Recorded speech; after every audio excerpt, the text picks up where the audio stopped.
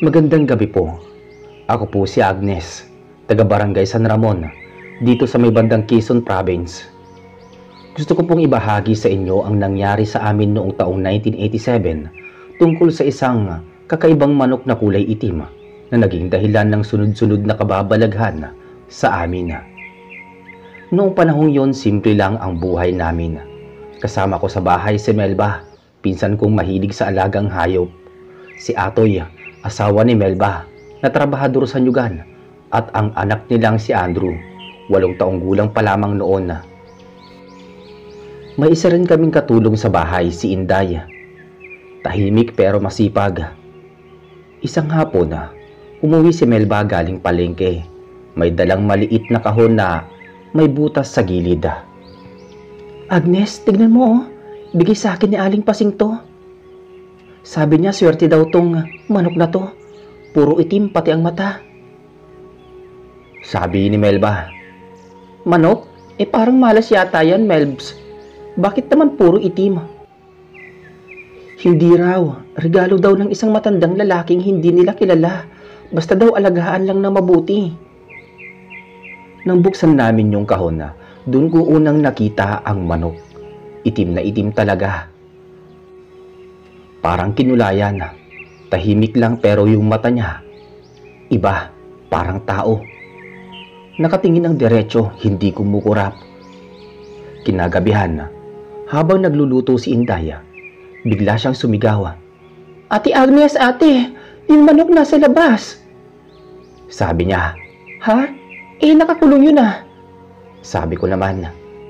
Paglabas namin, nakita naming sira ang kulungan at sarado ang pinto nun. Yung manok nakatayo lang sa may puno ng mangga. Ang dilim ng paligid pero parang may liwanag na galing sa kanya. Napatakbo si Andrew. Sabi niya gusto niyang hawakan. Pero biglang lumipad ang manok at nawala sa may talahiban. Kinabukasan nagising kami sa sigaw ni Atoy. Melba, si Andrew nilalagnat. At nagsasalita ng kung ano-ano. Paglapit namin kay Andrew, nanginginig siya. Tapos paulit-ulit niyang sinasabi na, nandito na siya. Gusto niyang bumalik sa bahay sa ilalim ng puno. Lumipas ang 2 araw, hindi pa rin bumababa ang lagnat ni Andrew. Dinala namin siya sa albularyo, si Mang Delfin. Pagdating pa lang namin, sabi agad niya, may dala kayong hindi tao. May nilaro kayong hindi dapat nilalaro. Sa kanya itinuro si Melba. Ikaw to, yung manok na bigay sa'yo, hindi basta manok. Alaga yun ng engkanto. Gusto niya lang na may mag-alaga pansamantala. Nang marinig yun ni Melba, nanginig siya. Sabi niya, pero ibinigay lang yun sa akin, hindi ko naman inano. Sabi ni Mang Delfin, kailangan daw ibalik sa lugar kung saan unang nakita yung matandang lalaki. Pero ang problema, hindi kilala ni Melba kung saan galing si Aling Pasing nang tanggapin niya yung manok. Simula noon gabi-gabing may naririnig kaming tila lumalakad sa bubong. Parang kuko ng hayop pero mabigat. Minsan naman sa may bintana, may sumagi raw na itim na pakpak, sabi ni Inday. Isang gabi, habang nagbabantay kami kay Andrew, bigla siyang bumangon kahit tulog. Dahan-dahan siyang lumakad palabas, parang may sinusundan. Sinundan ko siya hanggang likod ng bahay, doon sa ilalim ng punong mangga, kung saan namin unang nakita ang manok. Nakita ko siyang nakatayo, nakatingala, at sa may sanga, naroon na naman yung itim na manok, nakatingin lang sa amin. Hindi ko alam kung anong lakas ng loob ang pumasok sa akin ng gabing yon. Hawak ko lang ang lampara at si Andrew, nakatayo sa ilalim ng mangga, nakatingala pa rin sa manok. Hindi siya kumikilos, parang na-estatwa. Nilapitan ko siya ng dahan-dahan. Andrew, anak, halika na sa loob, gabi na. Hindi siya sumagot. Tinignan ko ang mga mata niya. Parang wala sa sarili. Nang subukan kong hawakan ang balikat niya, bigla siyang nagsalita pero hindi sa boses niya. Hindi niyo siya pwedeng palisin. Gusto lang niya manatili rito. Sabi ni Andrew na iba ang boses. Pagkasabi niya noon biglang kumaluskos ang mga dahon sa taas. Yung itim na manok lumipad at dumapo mismo sa balikat ni Andrew. Para akong napako sa kinatatayuan ko. Si Andrew hindi man lang kumilos, pero yung manok parang nakangisi. Yung tuka niya bumukas ng dahan-dahan at may umuusok na kulay abo. Napasigaw si Melba nang makita kami mula sa bintana. Tumakbo siya palabas kasama si Atoy. Si Atoy bitbit yung bolo niya diretso sa puno. Tigilan mo yung anak ko, sabi niya. Hinampas niya yung manok pero bago pa tumama ang bolo, lumipad yun at nawala sa dilim. Naiyak si Melba habang yakap si Andrew, pero yung bata nanlalamig at tulala. Pagbalik namin sa loob, tinakpan ko ng kumot si Andrew. Si Inday naman, takot na takot. Nagluluhod sa gilid ng pintuan at nagdarasala. Ate Agnes, baka hindi na tayo makaligtas dito. Hindi yan basta hayop eh. Alaga yan ng masama, sabi ni Inday. Kinabukasan dinala ulit namin si Andrew kay Mang Delfina. Pagdating namin, tinignan lang niya yung bata at sinabi nga, may tali na yan. Yung espiritu ng alaga kumapit sa bata. Mang Delfina, ano pong dapat namin gawin? Hindi ko naman alam na galing pala yun sa engkanto, sabi ni Melba. Hinaplos ni Mang Delfin ang noo ni Andrew, sabay kuha ng maliit na botilya ng langis. Inilagay niya sa gitna ng palad. Ipahid mo to bago matulog ang bata, pero kailangan din ninyong hanapin kung saan nanggaling yung nagbigay ng manok. Hanggang hindi iyon na ibabalik, hindi titigil yun na nagpaparamdam. Pag uwi namin, halos hindi makapagsalita si Melba. Tahimik lang siya habang nakatingin sa kulungan ng manok.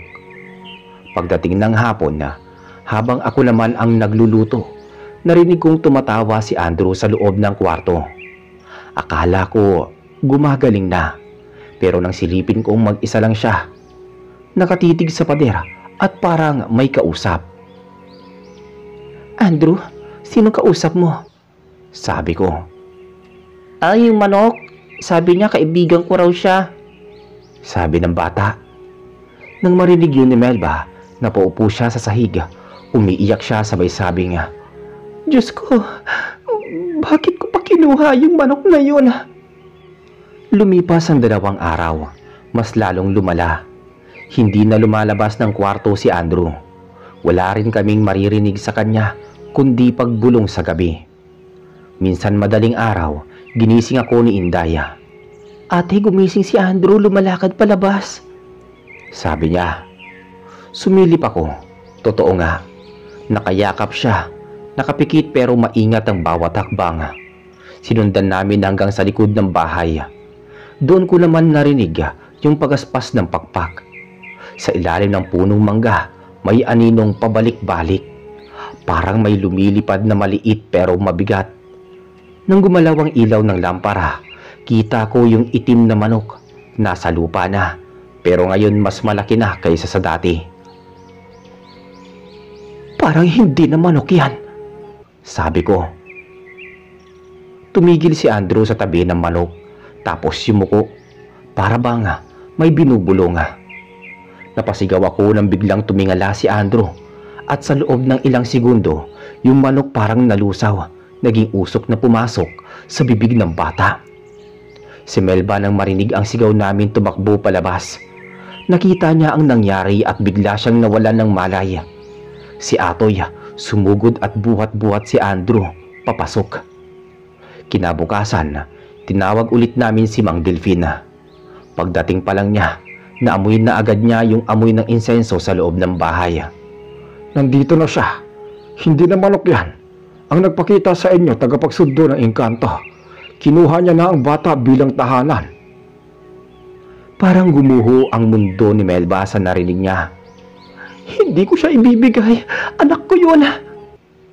Sabi ni Mang Delfin, may isang paraan.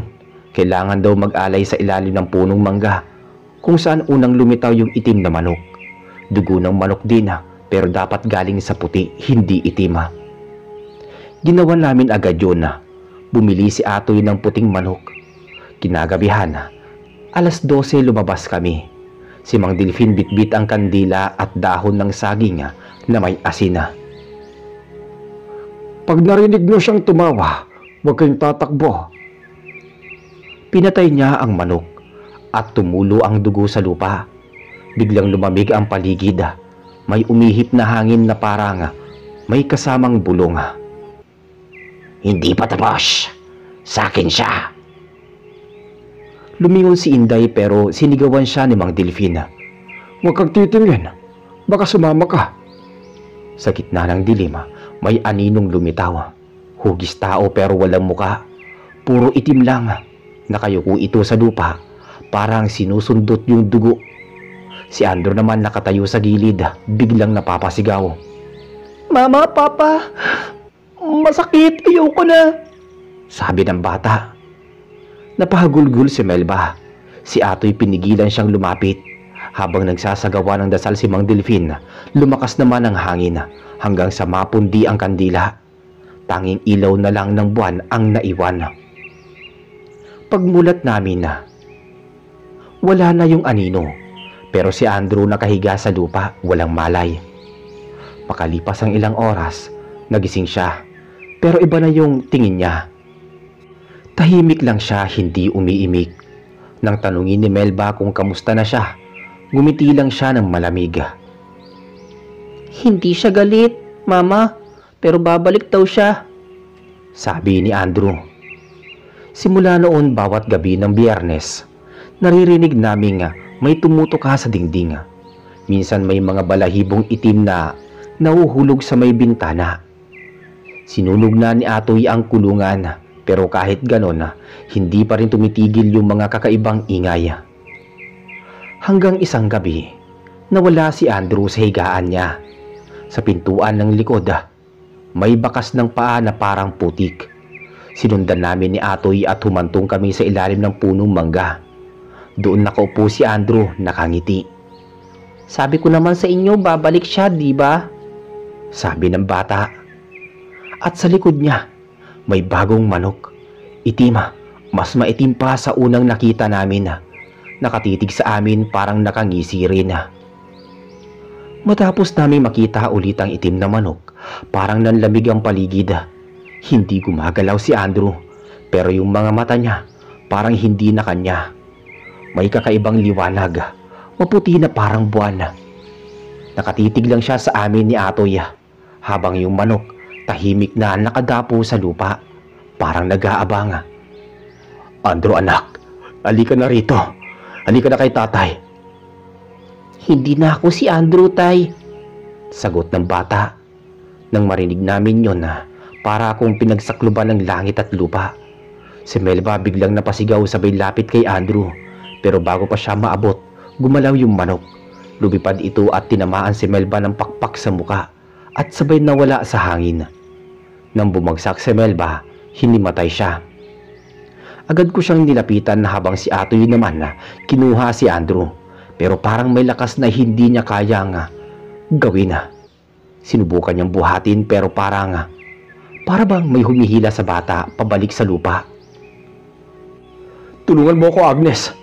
Parang mabigat siya. Sabi ni Atoy. Pinilit naming buhatin si Andrew papasok sa bahay. Pagpasok namin, biglang bumigat ang hangin. Lahat ng lampara namatay ng sabay-sabay. Ang narinig na lang namin ay mahinang pagtilaok ng manok mula sa labas. Hindi isa kundi 2, 3, hanggang sa parang napapalibutan na kami ng tunog. Si Inday nakaluhod sa harap ng altar. Paulit-ulit ang dasal. Nanginginig ang mga kamay. Ate Agnes, parang hindi na totoo itong nangyayari. Parang may naninirahan na dito sa bahay. Sabi ni Inday. Si Andrew tahimik sa sahig pero bigla siyang umubo. Nang tignan namin may lumabas na itim na balahibo sa bibig niya. Tumakbo ako papunta kay Mang Delfin noon. Halos hindi ko alam kung paano ako nakarating. Pagbalik namin, dala ni Mang Delfin ang isang maliit na bote ng langis at abo. Sabi ko na nga ba, hanggat hindi na ibabalik yung unang manok, babalik yan ang babalik. Alam ng engkanto kung kanino niya gustong manatili. Paano namin ibabalik yun, Mang Delfina? Wala na nga kaming alam kung saan nanggaling. Alam niyo kung saan nakita ni Melba yung matandang nagbigay ng kahon. Doon dapat magsimula. Pagkagising ni Melba, kinabukasan, bagsak na bagsak siya pero pinilit pa rin niyang maalala.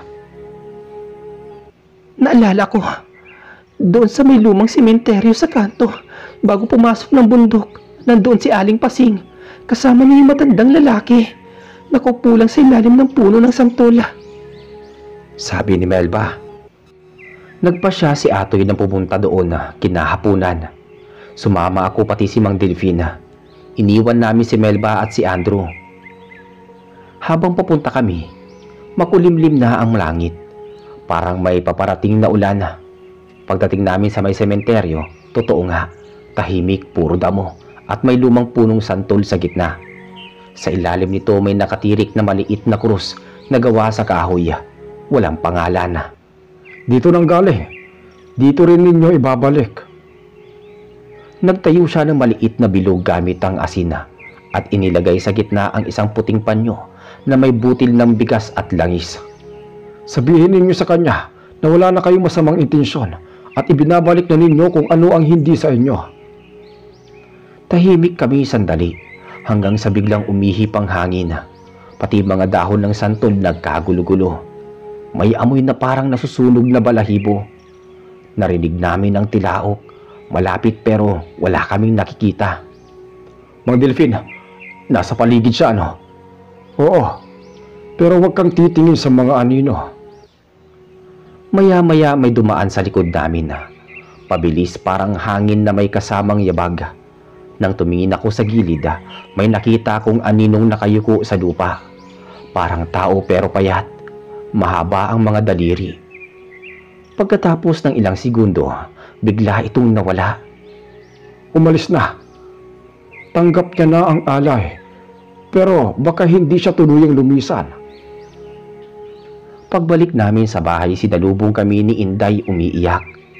Ate Agnes, si Andrew, umalis, hindi namin alam kung saan nagpunta. Tumakbo kami sa likod ng bahay. Bukas ang pinto at yung bakas ng paa papunta sa gubat. Sumigaw si Melba habang nagkakandara pa sa lupa. Andrew, anak ko! Sumunod kami sa mga bakas hanggang sa may maliit na may ilog. Doon nakita namin si Andrew, nakatayo sa gitna ng tubig. Hindi siya naglalakad pero hindi rin lumulubog. Parang may humahawak sa kanya mula sa ilalim. Andrew, bumalik ka na rito. Hindi na ako aalis, Tay. Mas tahimik dito, sabi ng bata. Biglang sumirit ang tubig sa paligid niya. Sa likod ng bata may anyo ng manok, pero hindi na ito maliit. Halos kasing laki na ng bata. May mahabang pakpak at yung mga mata apoy.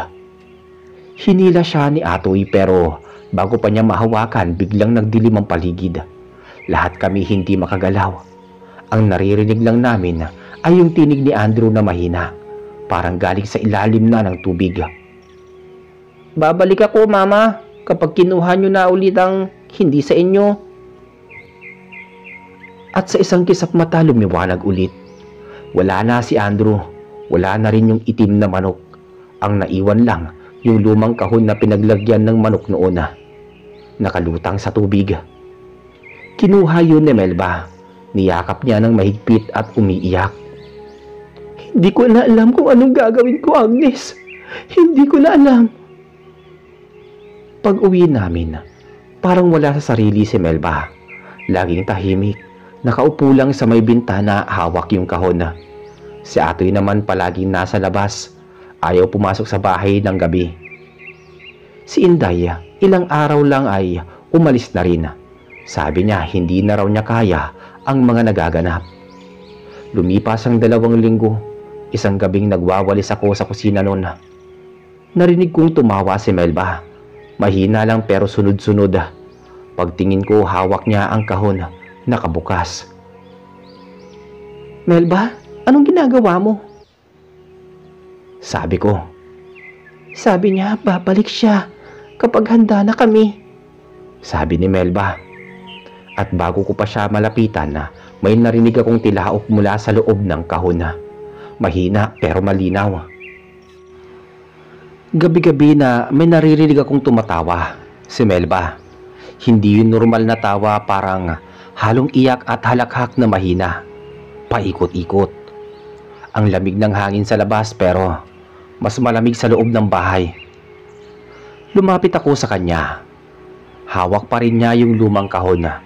Nakabukas to at mula sa loob may mahina talagang tunog ng tilaok. Melba, isara mo na yan. Baka bumalik na naman yung manok. Sabi ko. Hindi siya manok, Agnes. Anak ko yan. Naririnig ko boses ni Andrew. Sabi niya, dito na siya nakatira. Halos mapahawak ako sa dibdib ko sa takot. Nakita ko kasi na yung loob ng kahon may gumagalaw. Parang balahibo na kumikintab sa ilaw ng lampara. Nagtangka akong lapitan si Melba pero bigla niyang sinara ng malakas yung kahon at nilagay sa ilalim ng parador. Kinabukasan na, tahimik ang buong araw. Si Atoy halata ring puyat. Sabi niya, hindi raw siya nakatulog kasi may kumakaluskos daw sa may bubong buong gabi. Akala niya pusa pero nang tumingin siya wala naman. Ang nakita lang niya ay mga bakas ng paa ng manok sa alulod. Hindi ko na alam, Agnes. Parang hindi na normal tong bahay na to. Baka kailangan nating umalis muna rito. Dalhin mo si Melba sa nanay mo sa kabilang baryo. Ayaw niyang umalis. Sabi niya baka bumalik si Andrew kapag nawala siya rito. Pagdating naman ng gabi, narinig namin na naman yung tilaok. Pero ngayon mas malakas na, hindi lang isa, parang marami. Tumayo ang mga balahibo ko. Tumigil si Atoy sa pag-inom ng kape at sabay kaming lumabas. Ang dilim sa labas, pero kita namin sa ilalim ng puno ng mangga. May liwanag. Hindi yun lampara. Parang liwanag na puti na umiikot. At sa gitna nun may itim na manok. Nakatayo, nakatingin sa bahay namin. Tapos bigla itong lumilipad. Dumapo sa bintana ng kwarto ni Melba. Tumakbo kami pabalik sa loob. Si Melba nakatayo sa harap ng bintana, nakangiti. Sabi ko na nga ba, babalik siya. Tignan mo. Wika niya. Pagtingin namin may mga bakas ng paa ng manok sa labas ng bintana. Pero walang manok. Yung bakas, dahan-dahang lumipat parang naglalakad papasok. Hanggang sa marinig namin parang may kumakaluskos sa ilalim ng kama. Si Atoy hinila si Melba papalayo. Ako naman lumapit ng dahan-dahan. May dalang lampara. Nang ilapit ko yung ilaw, nakita ko yung kahon gumagalaw. Parang may kumakaskas sa loob. Dahan-dahan kong binuksan yun. Pagbukas ko, walang laman. Pero paglingon ko kay Melba, nakatingin siya sa akin. Nanlilisik ang mga mata. Bakit mo binuksan? Tulog siya, ginising mo siya. Sabi niya. Bigla niyang sinampal yung lampara sa kamay ko, kaya't nagkalat ang apoy sa sahig. Sumigaw si Atoy sabay buhos ng tubig. Amoy sunog ang paligid. Pagkatapos nun, umalis ako sa bahay nila at tumuloy muna kay Aling Perla sa kabilang kalye. Hindi ko na kinaya ang takot. Kinabukasan pumunta ulit ako sa kanila. Sarado ang bahay. Walang tao sa labas. Tinawag ko si Melba at si Atoy pero walang sumasagot. Nang tignan ko sa bintana, nakita ko nga nakaupo si Melba sa may sahig. Nakaharap sa dingding. Wala si Atoy. Pumasok ako. Dahan-dahan. Ang amoy ng bahay parang bulok na karne. Nilapitan ko siya. Melba, nasaan si Atoy? Tanong ko. Hindi siya sumagot. Nakatingin lang siya sa dingding. Tumingin ako sa harap niya. Nakita ko yung kahon. Bukas na naman. At sa loob nito, may maliit na manok na itim. Pero yung manok hindi ordinaryo. May mata ni Andrew. Yung mismong mata ng bata. Yung puti, yung itim. Hindi ako nagkakamali. Melba, anong ginagawa mo? Tanong ko muli. Hindi ko siya ginawa. Siya ang bumalik sa akin. Sabi ni Melba. Napatakbo ako palabas. Halos madapa ako sa pinto. Sa labas nakita ko si Atoy nakaupo siya sa may puno ng mangga. Nakatingin sa malayo. Nilapitan ko siya. Nanginginig pa ako. Atoy, nasa loob si Melba. Nandun ulit yung manok. Alam ko, kagabi pa siya bumalik. Sinusubukan kong sunugin yung kahon pero hindi nasusunog. At yung manok, lumalabas sa apoy, buhay pa rin. Sabi ni Atoy. Habang nag-uusap kami, may narinig kaming mahina na naman. Tilaok yun pero ngayon galing na mismo sa puno ng mangga. Nang tingnan namin, may nakasabit sa sanga. 3 manok na itim, nakatingin pababa sabay-sabay. Biglang bumuka ang isa at may lumabas na boses, hindi tilaok, boses ng bata. Tatay, gusto kong umuwi. Napatras si Atoy, halos hindi makagalaw. Andrew, sabi niya. Bumaba yung isa sa mga manok, dumapo sa balikat niya. Hindi niya tinanggal. Parang nawala siya sa kanyang sarili. Nang tignan ko siya, yung mata niya nangitim. Dahan-dahan siyang bumalik sa akin. Hindi siya umalis, Agnes. Nandito siya, sabi ni Atoy. Tumakbo ako pabalik sa bahay. Tinangka kong isama si Melba palabas. Pero pagpasok ko, wala na siya sa dati niyang pwesto. Bukas na naman yung bintana at sa may sahig, may mga bakas ng paa ng manok, paikot-ikot. May mga patak din ng dugo. Papunta yun sa labas. Sinundan ko yung mga bakas hanggang sa may likod ng bahay, sa tabi ng balon. Doon ko nakita si Melba, nakayuko siya, parang may tinatago. Paglapit ko, nakita ko yung kahon sa tabi niya, puno ng itim na balahibo at may dugo sa gilid. Melba, ano yan? Tanong ko. Sabi niya, kailangan ko raw siyang alagaan ng tuluyan kasi ako raw ang pumili sa kanya noong una. Sabi ni Melba. Napatigil ako. Sa mismong sandaling yon, narinig ko nga may kaluskos sa loob ng balon. May gumagalaw sa ilalim. Maya-maya, lumitaw ang ulo ng manok. Pero hindi basta ulo, may muka ng bata. At yung boses ni Andrew nagsalita ulit. Mama, ang sakit dito sa ilalim. Napasigaw si Melba sabay talon sa balon. Sinubukan kong pigilan pero hindi ko na siya naabutan. Si Atoy tumakbo rin pero huli na. Naramdaman naming pareho yung pag-alog ng lupa pagkatapos ng katahimikan.